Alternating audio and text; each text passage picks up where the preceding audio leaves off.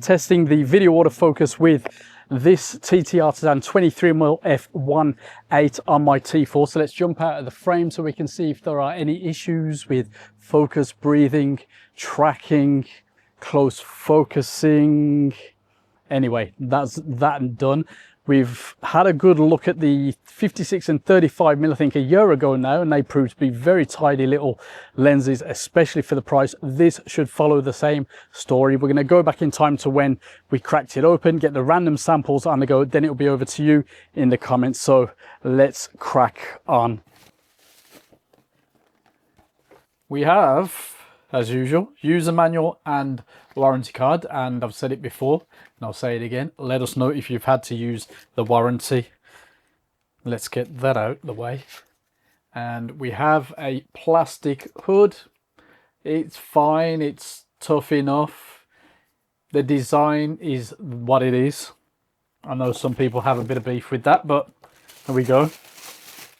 I'm sure it's designed to work properly. Let's slot it into place. All metal body, absolutely nothing bar a relatively loose manual focusing ring. Weighs 210 grams. Filter 52mm. I mean, you might want to try a different hood, but I just stick with the one that's been designed for it. It's absolutely fine. Aluminium and plastic, yeah, whatever. Now, this has an STM focus motor, closest focusing distance of 30 centimeters, could be better. Focal length in full frame terms, 34.5mm when fitted to our crop body Fujifilm. So this is the T3 with a grip. Fits perfectly fine. Aperture, which I control via the command dial, 1.8 to 16, 9 diaphragm blades, 11 elements, 9 groups. What more do we need to say other than the angle of view is 62 degrees? I kind of like this focal length, to be fair, especially when testing stuff. It is kind of fun. Will this stand up to the other two in the series? Let's find out.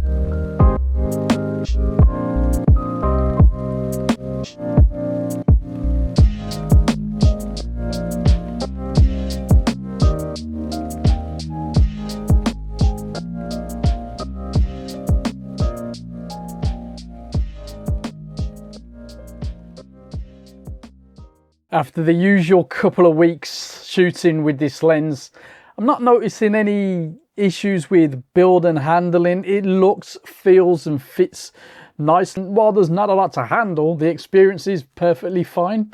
Aperture is easy to work with via the command dial, and the autofocus performance is good considering it's on a Fujifilm. Eye detection actually works really well with this one.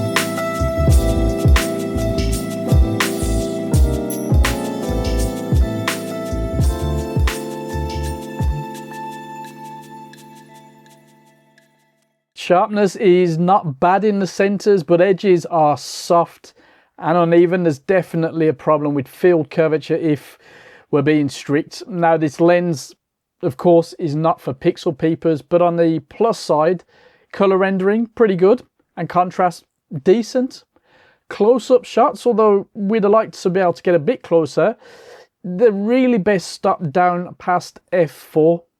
Chromatic aberration and fringing are both actually quite good, especially considering where this lens sits in the market. Now, distortion, minimal, vignetting, pretty bad wide open, and flare is definitely a problem, especially wide open. And in the samples, I'll leave a sample.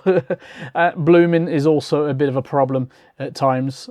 Bokeh, not bad, not perfect. I don't think it's particularly distracting either. It does get a bit swirly, but you know, this is a character lens, a cheapo that is, when it comes to image quality, quite usable.